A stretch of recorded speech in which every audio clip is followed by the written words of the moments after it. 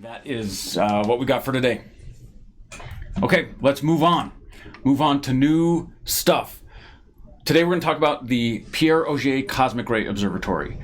I have not kept up to date with the Pierre Auger Cosmic Ray Observatory in terms of the science that it's produced, and so we will take some time to investigate some of the science that it produced, but I do have one of the main things that they were able to detect from the Pierre Auger Cosmic Ray Observatory, which we'll take a look at, one of the first big results that they came out with.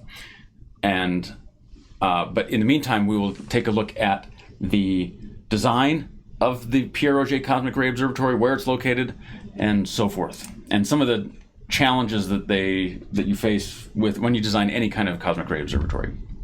But first, what that means is we need to understand what cosmic rays are to begin with. Cosmic rays generally come from big explosions in space. Big explosions in space, and I need to switch to this view. Big explosions in space. Now, these big explosions in space can come in a few different forms. They could be supernova. So you have here's a star, the star blows up and it spews out a bunch of stuff, and those things are going to be charged particles of a variety of sizes. A large fraction of cosmic rays are going to be, thank you for that raid, by the way, I appreciate that.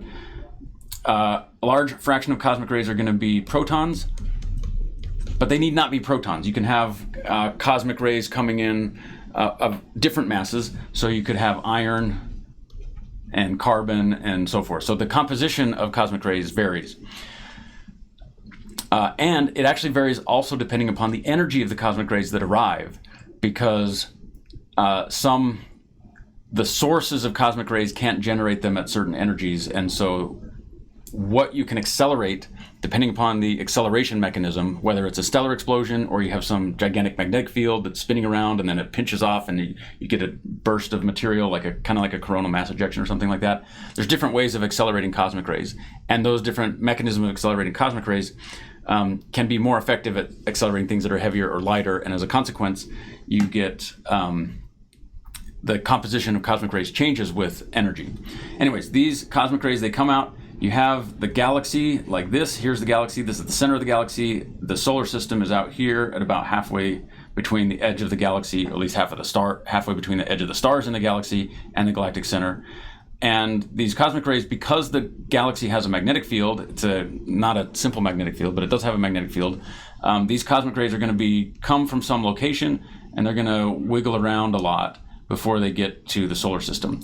And so it's usually when you see cosmic rays, it's most of them that we find, you cannot trace back where their origins were. You can only do statistical analyses of what are the kinds of mechanism that we understand, and what kind of cosmic ray would that produce, whether you produce protons or iron or something like that, and then do a statistical analysis of how many do we see of a given energy and given mass and so forth. So identifying the sources of cosmic rays is a lot harder to do, and for low energy stuff it's almost impossible to do because it doesn't take much to steer them around. And when you go to higher and higher energy, the rate at which the cosmic rays curve in the galactic magnetic field is smaller. So with low energy stuff, it's easy to get them to bend and twist like this. With higher energy stuff, you're going to get more trajectories that look like that. Higher energy stuff, the trajectories will be have larger radii of curvature, and so super high energy stuff is going to curve very little, and they may come straight in. And so with super high energy cosmic rays, you can do a better job of tracking back the direction that they came from. They're still going to be deflected somewhat, but less than the low energy stuff. The low energy stuff could cycle around. You could have cosmic rays that originate from the same source and follow slightly different paths because they come off at different angles, slightly different paths, and arrive at completely different times, separated by thousands of years. Nevertheless, or you could have cosmic rays originating from the same local environment, like you have two supernovas that go off at a similar time, and yet the cosmic rays would arrive at widely different spaces in time. So it's pretty gnarly. All of the physics that goes into cosmic rays coming to Earth from space. Excuse me. Let's take a look at the cosmic ray spectrum so that we can see what it is that I'm talking about. So cosmic ray spectrum.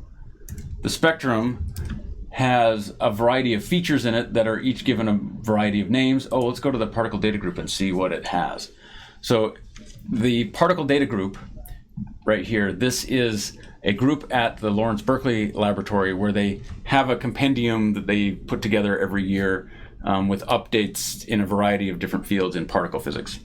And so it's actually a useful thing because if you're just interested in understanding certain aspects of particle physics or cosmology, you can go to the particle data group website. You can download this. It's like a 400-page book.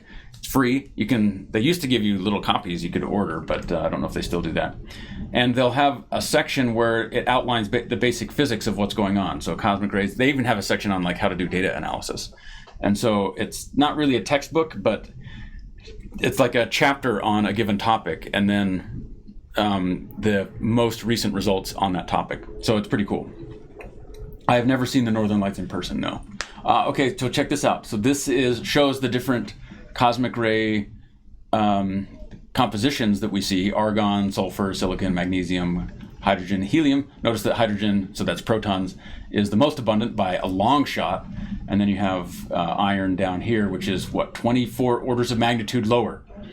What is this? The fluxes of nuclei of the primary cosmic radiation in particles per energy per nucleus are plotted versus energy per nucleus using data from refs 1 to 13. I'm not sure what rigidity is, but I'm sure it's great. Okay, so you can see that the cosmic ray spectrum, you have more objects at low energy. So this is kinetic energy per nucleus, not per nucleon, but kinetic energy per nucleus. You can see that there are more low energy stuff, and then as you go to higher and higher energy, so like as we move along here, and this is quite a bit, right? This is starting from 10 to the 0 GeV, so that's 1 GeV. A GeV is like a proton mass. So you have the kinetic energy equivalent to the mass of the proton, and then you go to higher and higher and higher energies, up to 10 to the 6. 10 to the 6 GeV is, a peta electron volt? That's wicked high stuff. The best that we can do on the Earth right now is about 10 to the 3. So that would be the Tevatron at Fermilab, although that's no longer being used, but it was 10 years ago. The Tevatron at Fermilab, the Large Hadron Collider. Large Hadron Collider is like 1.4 or 14 TeV, which puts you at, that puts you up here, right? So 10 to the 3, that's 1 GeV, or 1 TeV. And they are at 14 TeV is the design goal. So they're like 10 TeV, which would be here, 10 to the 4th. So this is the highest energy that we can achieve in particle accelerators right now. The Tevatron was at 2 TeV, which is right there. So the Large Hadron Collider is the highest energy thing, and that would be this vertical slice running right through there. And so we see these cosmic rays coming in with energies that are much, much higher than that, by like almost a factor of 100, right? Here's the highest energy cosmic rays that have been observed, and they're probably even beyond this. So we'll take a look at stuff. I suspect that there are things that are even beyond this particular graph. All right. The point being that you get fewer of them as you go to higher energies. So the higher energy ones are more rare, and so you get more noise in it. That's why the error bars are bigger over here. And there you go. So that's what it looks like. All right, let's see what else we get from here. This is, it's kind of hard to see, but there are features, there are bends and wiggles in this. Let's see, hold on a second. Could we produce the most high energy particles? Not the stuff we can do on Earth isn't anywhere near what we can do here. Like these are a factor of 100 more than what we can produce on the Earth. And it shows here the different detectors that they're using to find these things. So HESS is a gigantic gamma ray telescope kind of thing. Pamela was another one. I remember when the Pamela results came out. Veritas is another. Veritas is actually an interesting looking cosmic ray observatory. It's looking for Cherenkov radiation, I believe, in the sky. So when the cosmic ray enters the atmosphere, here's the Veritas telescope array. So Veritas is something energetic, something telescope array system. All right, let's take a look at this. Open in new tab. So this is Veritas. It looks like it's fake, right? This looks like it's been photoshopped in, but no, what happened was they were supposed to put these things in a particular location on the mountain, and there was some I don't know, something that came up where they're like, no, you can't put it on the mountain anymore. And so they're like, well, what do we do with the telescope? So they just like, okay, well, we'll just build them in the parking lot for now. And so the temporary parking lot installation is what you're seeing here. That's what it looked. That's where it is. It's been that way for more than a decade now. So the mirrors on Veritas, you can see that they're segmented. And then you have the detector up here. So I believe that these are looking for Cherenkov radiation in the atmosphere. I'll talk a little bit more detail about that in a little bit. So that's what this one is. Pamela, I thought, was a space mission, space or some kind of airborne mission, maybe. Let's see. Mission. Pamela mission cosmic ray. Pamela detector. And it was looking for like electron-positron differences or something like that. So it had an interesting result. 9 years achieved. 3 years planned, 9 years achieved. So I was looking for proton, antiproton. This is something I'll have to take a look at in more detail a little bit later, on some other stream. But anyway, so that's where you're getting these kinds of things. Looking for antiproton flux, positron flux, electrons, protons, and light nuclei and heavy nuclei, and what it was able to find. So anyways, that's the Pamela result. So all of these different, the combined data from these different instruments is what gives us these curves. So that's the cosmic ray flux. There are features in that flux, but they're kind of hard to see. Like there are bends. You can see that it bends here, but there are other bends in it.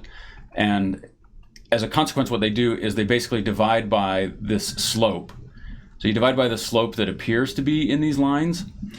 And when you do that, then the wiggles show themselves. So that's what we see on this one. So this is the wiggles that manifest themselves after you divide by the cube of the energy. And again, this is kinetic energy in GeV.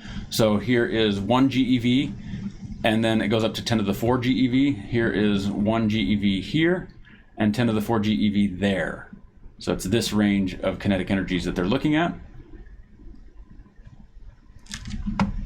And you can see it has a bend in it right here. That bend is called the knee. This one's called the ankle, and then it bends upwards at the end. That's called the toe. The toe was a fairly recent discovery.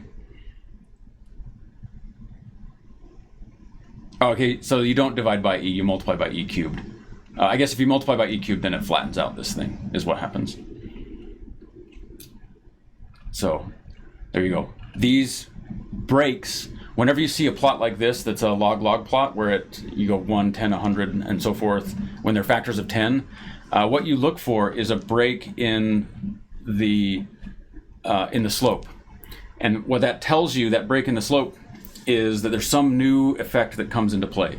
So maybe this would be one type of cosmic ray production source. Now, I don't know the details of it, but if you have some slope, that indicates that there's some physics that is producing cosmic rays, and that cosmic ray, the energy spectrum you get from that production mechanism is going to be some power law.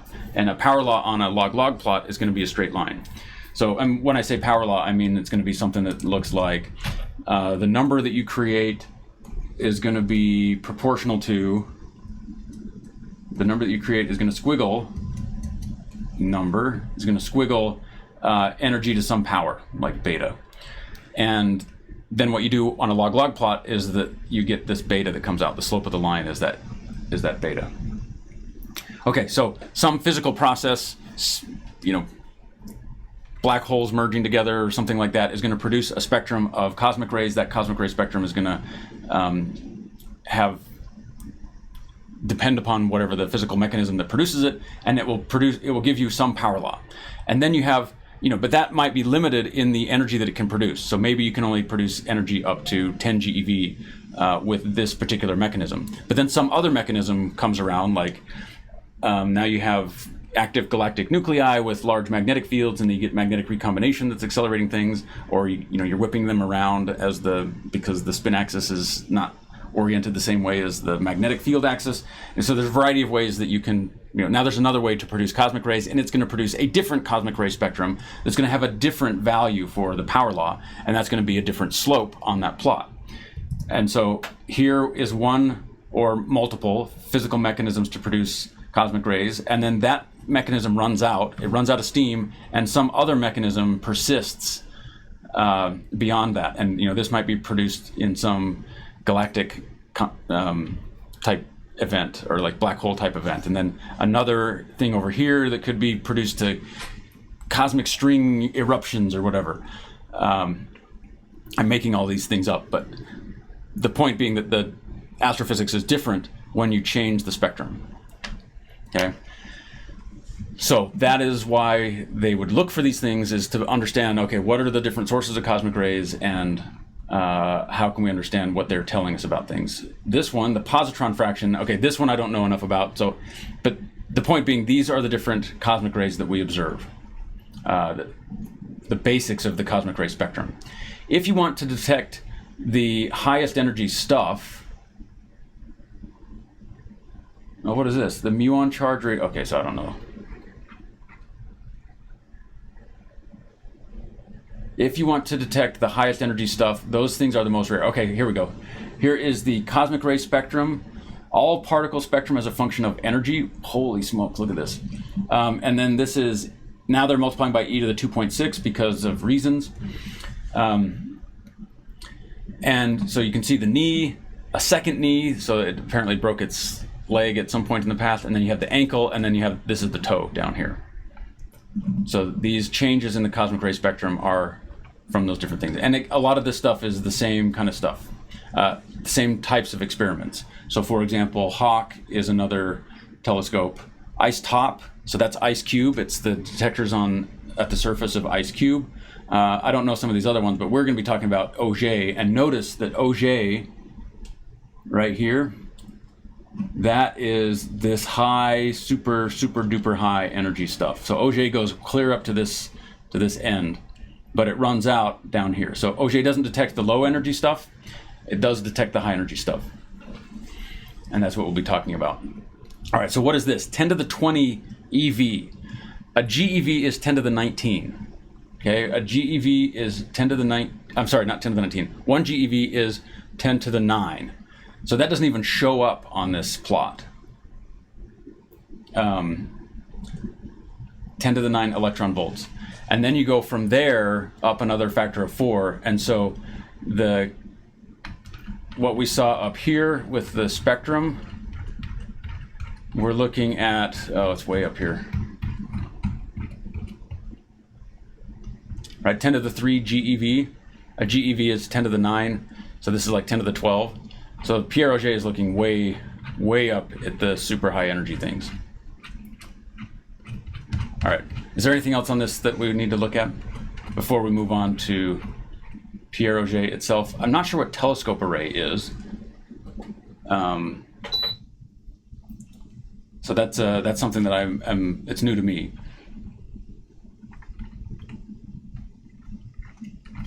Okay, anything else that we want to see on this one? I don't think so. All right, so let's move back to what we were talking about, which is now the Pierre Auger Cosmic Ray Observatory. Life's going well for me. Thank you. I appreciate that.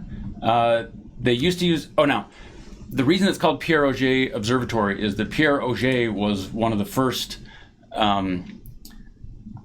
cosmic ray observers. He developed these apparatus, like some cosmic ray detector, and it would fly it up on a balloon and take data, catch a bunch of cosmic rays in it. Then they'd come down and look at what was exposed. They'd have film on it or something like that. So let's see. Let's look at Pierre. Now let's take a look at the Wikipedia article because it might have some basics about it. Now, the Pierre Auger Cosmic Ray Observatory is located in Argentina. Okay, and when you zoom in on this picture, the point disappears, so that's very helpful. Located in Argentina, right there. Let's take a look on the map and see if we can find it. Is it Malarga? Something like that. It's got some name. Malargüe. Does this look like it's in the right spot? Seems like it's about the right spot. In Argentina. We might not be able to actually see the Cosmic Ray Observatory itself. but it's going to be up here kind of in this desert area. It's just going to be a bunch of little, oh yeah, you can see it. Those are those them? I thought that the grid was more regular than that though. So that might not be it. All right, anyways, the point being, you have a large footprint for this telescope, and the telescope is filled with these surface detectors. So this is a surface detector for the observatory, solar powered. And in here it's just a water tank with photomultiplier tubes. What happens when a cosmic ray comes into the atmosphere is, here's the Earth, here is the atmosphere,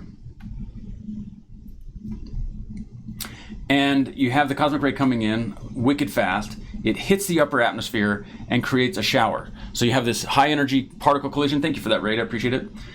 That produces a bunch of smaller particles. Those particles decay. So you have the collision, or it doesn't necessarily produce a bunch of smaller particles. It produces a bunch of particles where the energy, the mass of those particles is less than the incoming energy. So you can use E equals mc squared to produce a variety of different particles. Some of those particles are going to decay. Some of them are going to smash into other things and produce other particles. And so you get a cascade of particles that are produced from this cosmic ray collision. And the energy of the particles that are produced, so let's say that you produce a muon, for example, or an electron, these particles are going to be moving so fast because the energy coming in is so high that they move faster than light in air.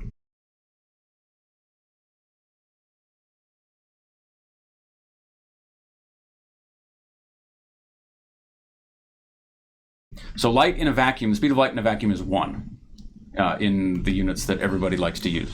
So speed of light in a vacuum is 1. The speed of light in air is like 0.99916 or something. I mean, it's some number that's very close to 1, but not exactly 1. And so there's a small window available to you to move faster than the speed of light in a vacuum. And so if you have something coming in that is moving 99.99% the speed of light, this number, 99.99%, is bigger than 99.91%.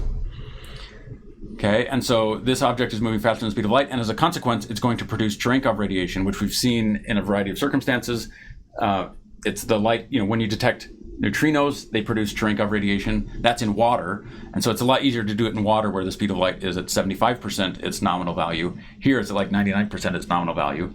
And so, nevertheless, you produce Cherenkov radiation. So you have these cones of ultraviolet light that come through the atmosphere, and so they have down here telescopes, or I guess they're telescopes, that are pointed out across the horizon. They're looking out across the horizon at the atmosphere, looking for these cones of Cherenkov light that are coming in. And then the surface detectors, these little water containers, are looking for these particles coming in and hitting that detector, creating Cherenkov light within the detector. So these objects, the speed of light inside the water is like 0.75 C, which is a lot slower than 0.99 C. So you get, anyways, two sources of Cherenkov radiation that basically detect two different things. Lower energy particles are able to produce a Cherenkov signal in here, and then you get the atmospheric Cherenkov stuff here. How much can we slow down light? Quite a bit. When you have the right conditions, you can have something where light takes a long time to propagate through it. It's just a high index of refraction. All right, so that is the way that cosmic ray showers look. Let me see if I can do an animation, animated cosmic ray shower.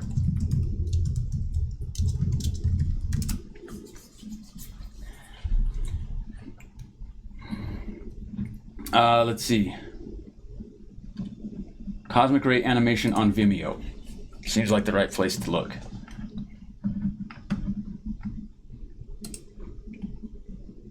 Here it comes. Okay. Not what I'm looking for. Okay, so never mind on that one. The development of, okay, here we go. This is from the Pierre Auger Cosmic Ray Observatory. That is what these showers look like. Let's try that one again. So cosmic ray comes in, produces hadrons, muons, electrons, and neutrons, or maybe that's neutrinos. Hadrons are basically protons and neutrons. Muons are gray, electrons and neutrinos. And so you get this, like, it comes in, hits the Earth, and then just bam, like a whole bunch of stuff comes flying off.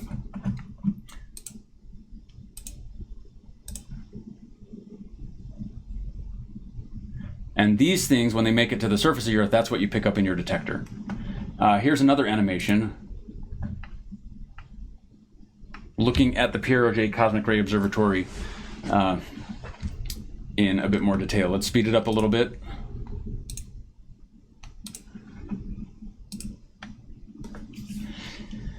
The pattern that you have here, so it's basically a hexagonal grid of where the different things are located. They were going to build a cosmic ray, a similar like Pierre Auger North. I don't know what the status of Pierre Auger North is. And they were going to do a square grid. One of the issues that you run into with grids that are regularly spaced is that the data analysis can create mathematical anomalies. So some telescope arrays, for example, the ALMA telescope array, they'll have them randomly placed. If we look at the ALMA telescope array footprint, this one was randomly chosen, like the distribution of the telescopes is random, with some clustering properties. They wanted some that are kind of close together and other ones that are farther apart, and they wanted them spread out so that you don't get these mathematical artifacts that come from a regular repeating pattern. Okay, so there are trade-offs. There's no like one thing that's better than another. There are trade-offs to having a repeating pattern and not having a repeating pattern. And so in the case of ALMA, they didn't want to have a repeating pattern, and so they generated random numbers and placed them down. For Pierre Auger, they decided that the trade-off was in their favor to have this kind of repeating pattern, and then when they were going to build the Pierre Auger North, which again I said I don't know the status of, they were going to have a square array, at least the last time I saw it, which was 12 years ago. So that is the footprint of this observatory. It's more or less the size of Rome, which is pretty cool.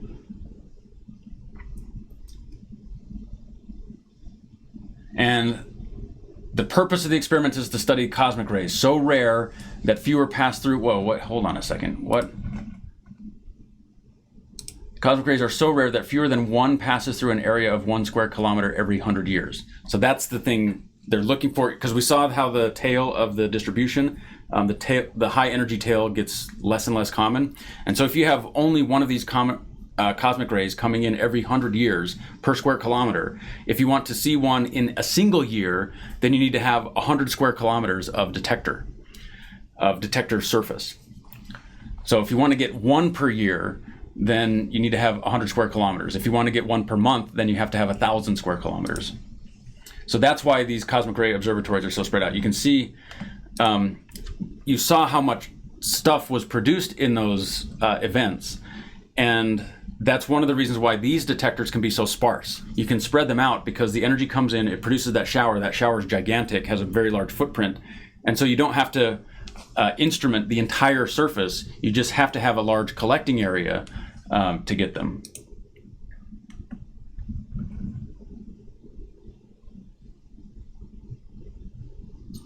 That is what the trails look like as they come down. That's pretty cool. All right, then they have these 4, we'll take a look at them again. These are the 4 atmospheric Cherenkov detectors, the blue ones, and then they have the water Cherenkov detectors at the bottom.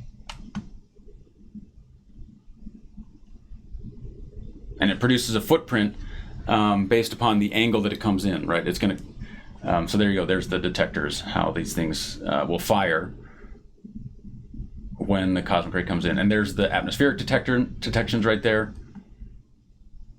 And then you can get the angle where the light comes in and so forth. So we'll take a closer look at each of these different parts. Not a very long closer look, but Pierre Auger Observatory. So that's what it is, that's where it's located. And it's right in this area. Okay.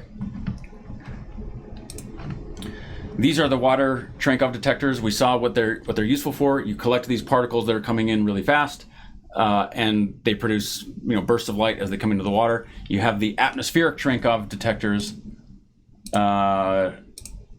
which is this type facility. So they'll open up these gates. Oh, maybe it's not a Cherenkov detector. Fluorescence, one of 4 fluorescence detectors. We got to look at that. I may have been wrong coming in here on those things. These these Cherenkov detectors, that is what it is. Let's take a look at the fluorescence detectors to make sure that I am not leading people astray. From Volcano Ranch, New Mexico, the Fly's Eye, Dugway, Utah, and its successor, high-resolution Fly's Eye. The technique of the fluorescence detector was developed. These are optical telescopes adjusted to picture UV light rays when looking over a surface area. It uses faceted observation. James Cronin, so this is all of the University of Utah stuff. What is the fluorescence detectors?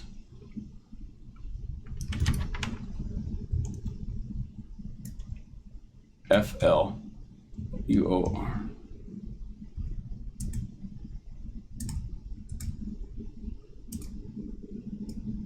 Let's see. Okay, passing through the atmosphere. Air shower passing through the atmosphere. This plane of particles creates UV light visible to the human eye called fluorescing effect, more or less the pattern of straight line traces. These traces can be photographed at high speed with a specialized telescope called fluorescence detectors overlooking an area at a slight elevation, so they're looking up into the atmosphere. When particles reach the Earth's surface, they can be detected when they arrive in the water tank. They cause visible blue light due to Cherenkov effect. Okay, so I was wrong. Good to note. When a single particle reaches Earth's atmosphere, it has the energy dissipated by creating billions of other particles near the speed of light. These particles spread longitudinally, which is spread along the line, or along the path that they arrive, with higher intensities near the axis. Oh, didn't they mean perpendicular to the single particle incoming route? That's not longitudinal, right? That's transverse. They spread transverse to the longitudinal is along the direction. I don't know why they're using this word here. That does not make sense why they're using that word here. Transverse means perpendicular to the line, the direction of motion, and longitudinal means along the direction of motion. Okay, so anyways, they choose to have that vocabulary backwards in this article, creating a forward-moving plane of particles with higher intensities near the axis, right? So it's more concentrated at the center, and it gets more diffuse as you go towards the edges. That's called an air shower passing through the atmosphere. This plane of particles creates UV light visible to human eye. Oh, okay. So this is basically creating a small... Oh, I got it. This is basically creating a small version of the northern lights. So the northern lights is fluorescence in the atmosphere from particles in the solar wind, getting trapped in the Earth's magnetic field and then being directed towards the poles. When those particles hit the poles, they cause the atmosphere to fluoresce. And so this is basically the same thing, except that now instead of it being charged particles from the solar wind, you have the cosmic ray that produces it, and you get small versions of the northern light. So instead of bazillions and bazillions of particles, you have the handful that are produced in these cosmic ray events. Okay, so that's how it works. And then the Cherenkov stuff in the tanks. So that is what's going on. And these are the fluorescence detector buildings that you have on site. They're trying to look at ultra high energy cosmic rays. So one of the problems that you have with cosmic rays is that you kept running out of vocabulary or like ways to describe the cosmic rays that you're seeing. So for example, it was like, oh, we're looking at cosmic rays. And then it was in the 60s, it would be, now we're looking at high energy cosmic rays. And then in the 1970s, it was like, oh, now we're looking at very high energy cosmic rays. And then it was super very high energy cosmic rays. And then uber super duper high energy cosmic rays. And now we're at ultra high energy cosmic rays. And I don't know what they're going to do when they start finding cosmic rays that are even bigger than that. Yeah, like mega awesome super duper ultra high energy cosmic rays. So anyways, they're going to run out of descriptive terms at some point in the future. Extreme, everything's extreme, everything's bigger, because you've already used big and high and fast, and that's what so anyways, you're stuck with it. Okay, that is the Pierre Auger Cosmic Ray Observatories, specifically looking at the really high energy stuff. And one of the things that they wanted to detect early on was what's called the Gzk Cutoff. Gzk Cutoff, which stands for cutoff.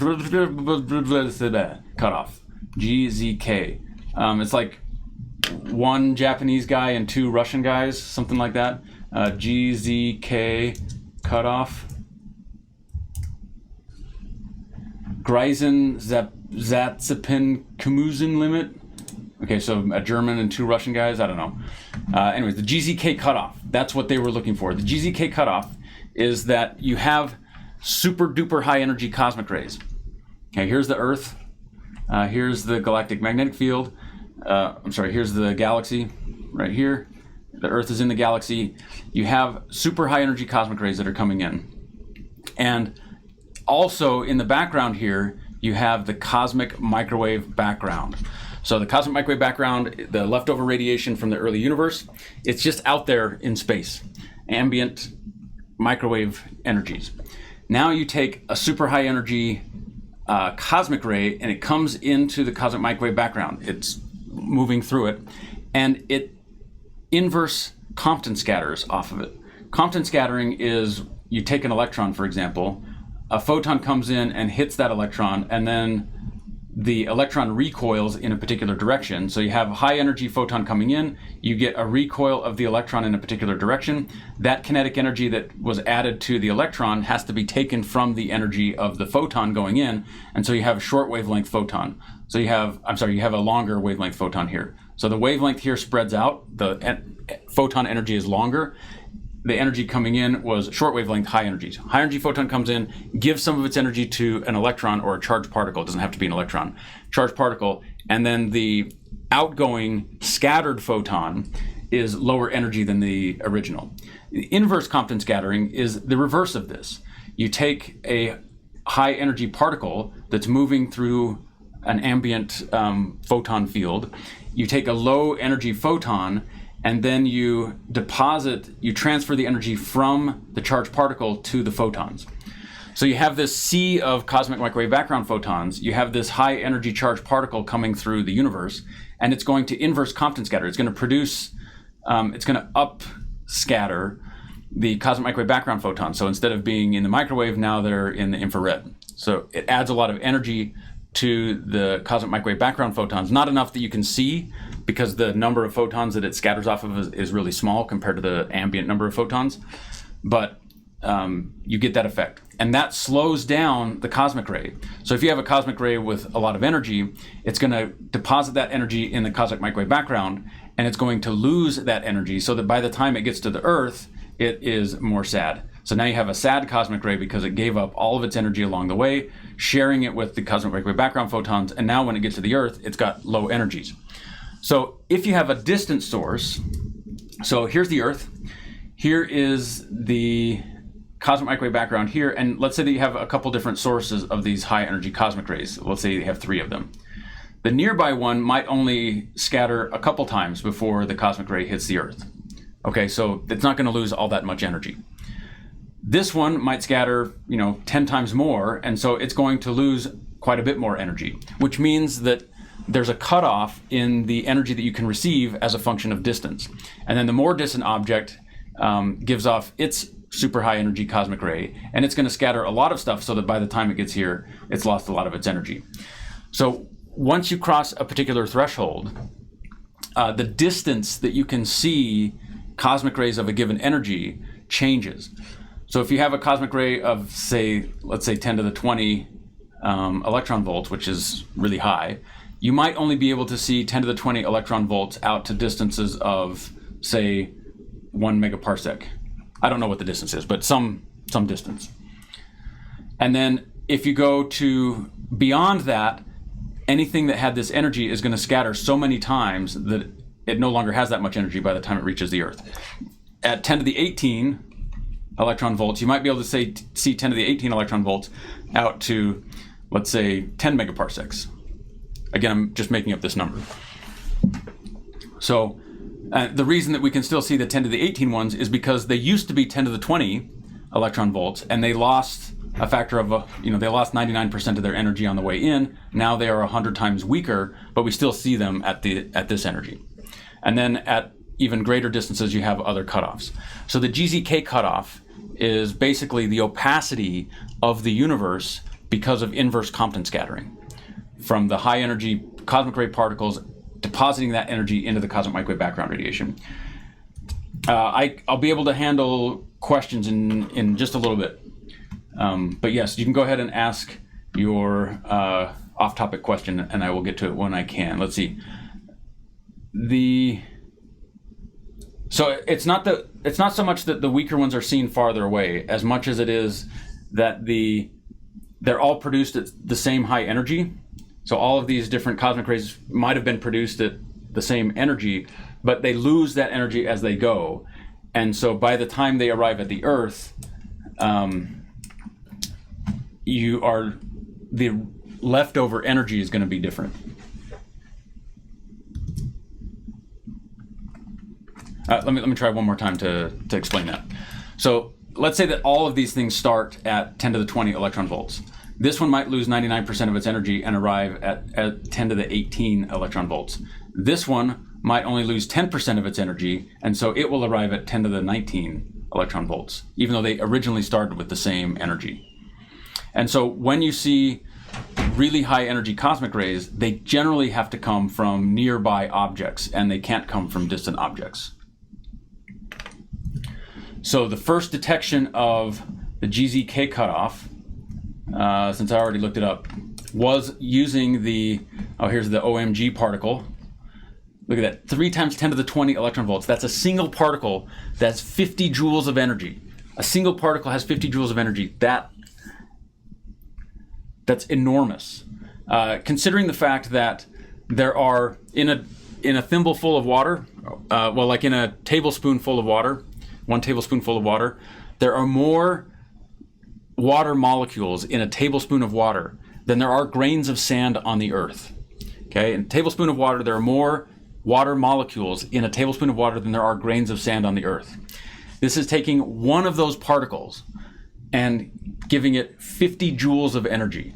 Even though 50 joules is basically 2 seconds of the operation of a light bulb.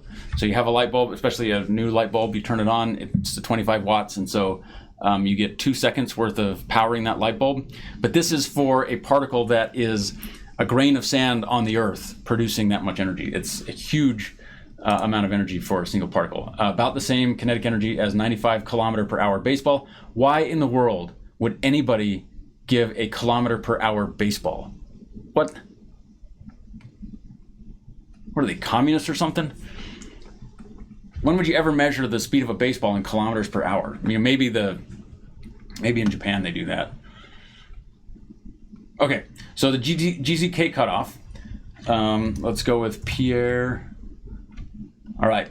Derived on the assumption that ultra-high energy cosmic rays are protons, measurements of the largest cosmic ray observatory, Pierre Auger, suggest that most ultra-high energy cosmic rays are heavier elements.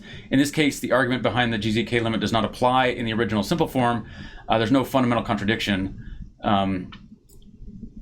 So that just indicates that the amount, like what the Gzk cutoff is, the physics behind it is still there, but the limit that was set was based upon assuming the cosmic rays were protons. If you get heavier elements, then you have to change the math a little bit, is what that means.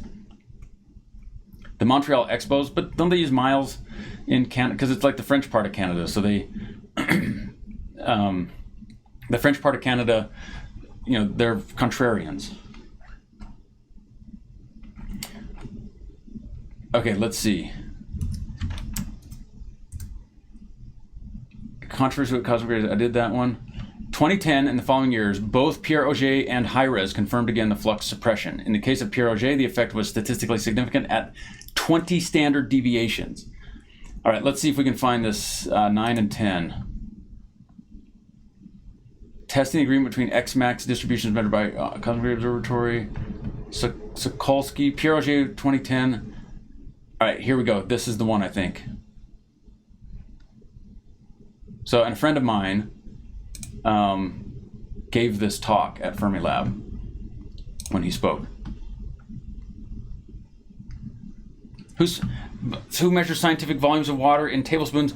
Americans do. Americans measure volumes of water in tablespoons. All right, so this is their paper. They introduce a bunch of stuff. They have a bunch of graphs.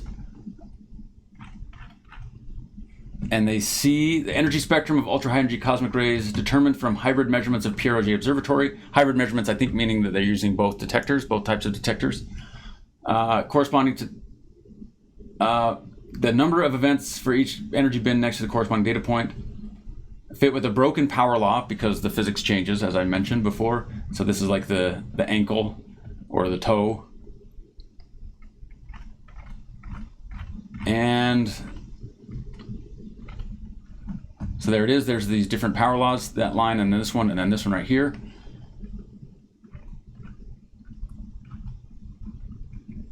Okay, so that did not show the information that I expected it to. But those are what the data look like. This is going to be a great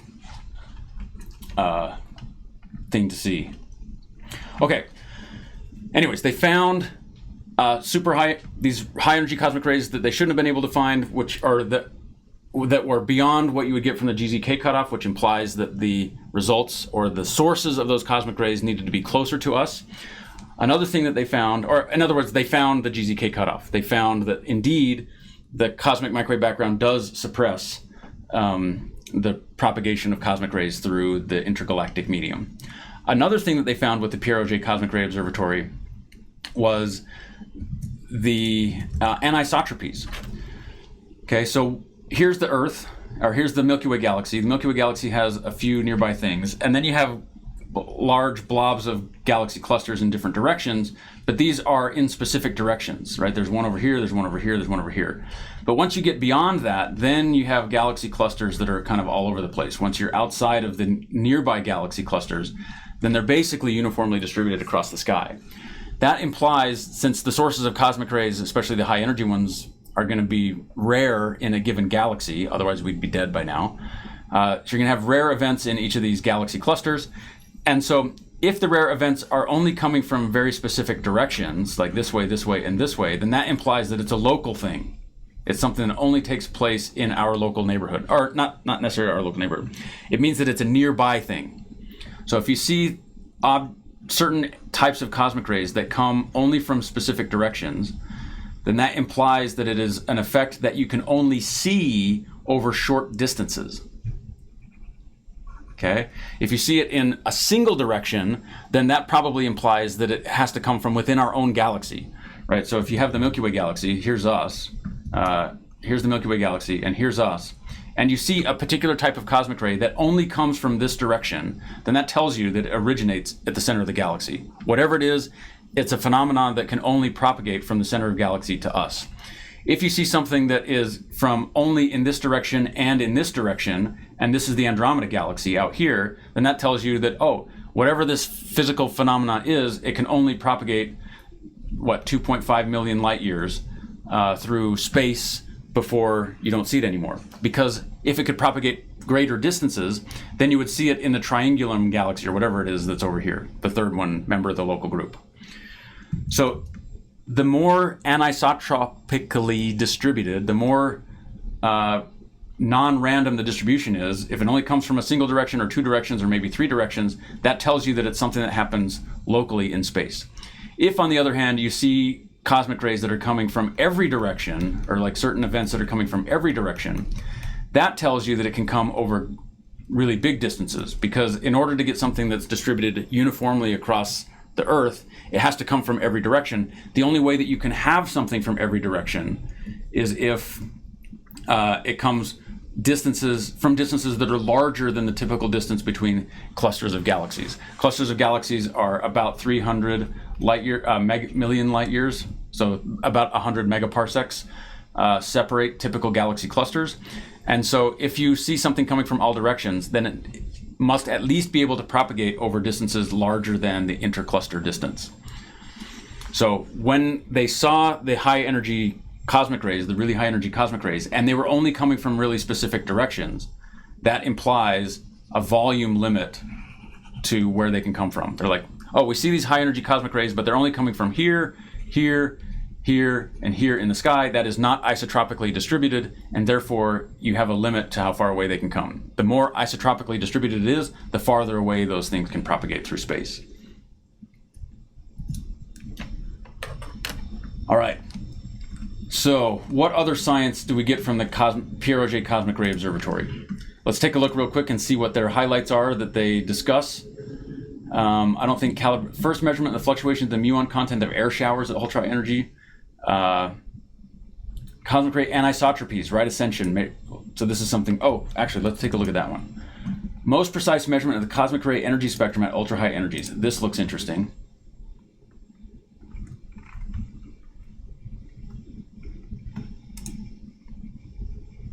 I want to see this picture right here. It's not showing up. Look at that. Look at that shape right there. They can see that it bends at 10 to the 20 up to 10 to the 20 electron volts, which is really high. So that's pretty cool. So this measurement of the high energy end of the cosmic rays spectrum, this is the only instrument on the planet. Well, now there's two instruments. That telescope array can do it. This and the telescope array, those are the only two instruments that can make measurements up here at this area. So the Gzk Cutoff is not just the local group. It goes out some distance, but it's not a great distance. So if we look at these anisotropies, let's see what this one says.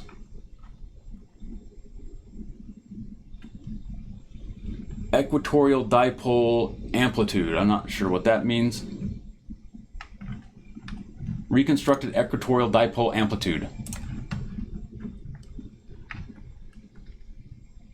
All right, so these are the energy in EeV, which is a really big number. That's 1,000,000 TeV. And the equatorial dipole amplitude, I presume that this, if it was uniform, it would be something that doesn't wiggle up and down. If it was uniform in equatorial dipole amplitude, it probably does not wiggle up and down. And what we observe here is that it does wiggle up and down, which means it's anisotropic. It's not isotropic. Anisotropic. It is anisotropic.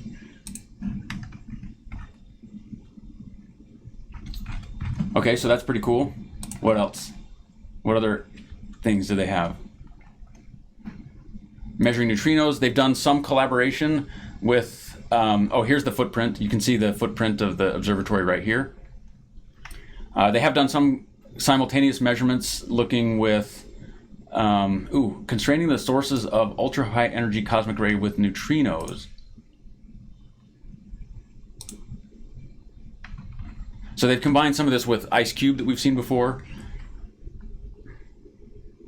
And ANITA, which I briefly mentioned, that's the balloon experiment.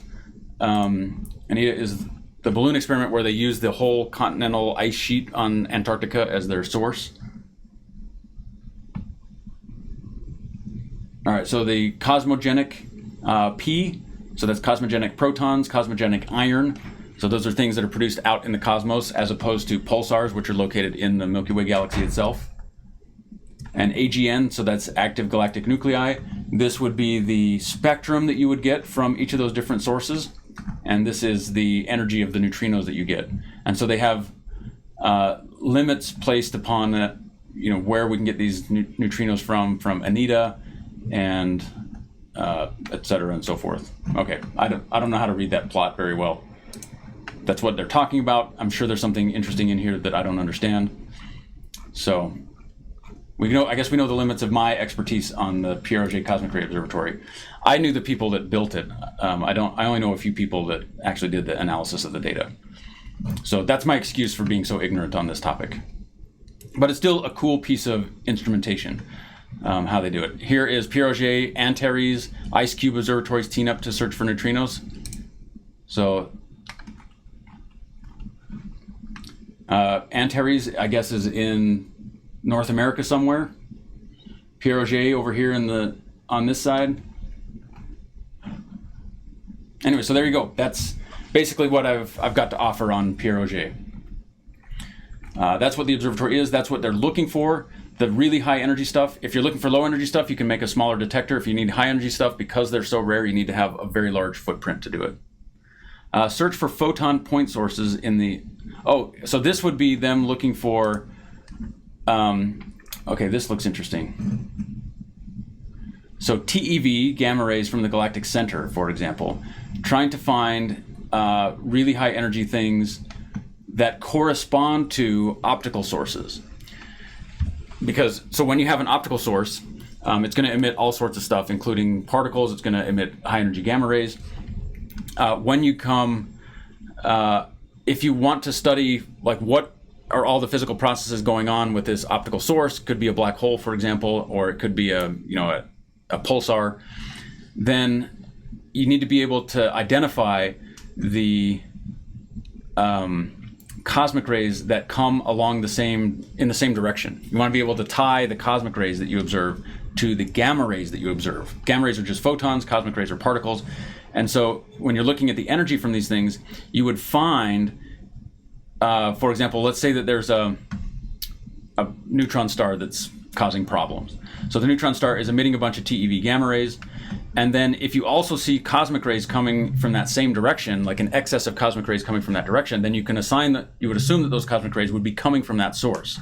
And so this limit says, oh, we haven't seen anything in the cosmic ray spectrum here, and so we can keep pushing down and constrain the physics of what's going on in the galactic, in this case at the galactic center, because if there was some physics might produce cosmic rays that we'd be able to see, but because we don't see them, therefore that physics is not there. Elves clapping their hands and sending shock waves of particle, like really high energy cosmic rays from elves, space elves clapping their hands, is going to produce high energy cosmic rays. The fact that we don't see those high energy cosmic rays implies that there are no space elves clapping their hands. It might be, space elves clearly is something that takes the place of neutron star mergers, or pulsars, or magnetar starquakes that cause disruptions in the magnetar's magnetic field. So that's one of the things that you can do by combining doing multi-messenger astronomy, where you're combining cosmic rays and gamma rays in the same parts of the sky. So that's kind of cool.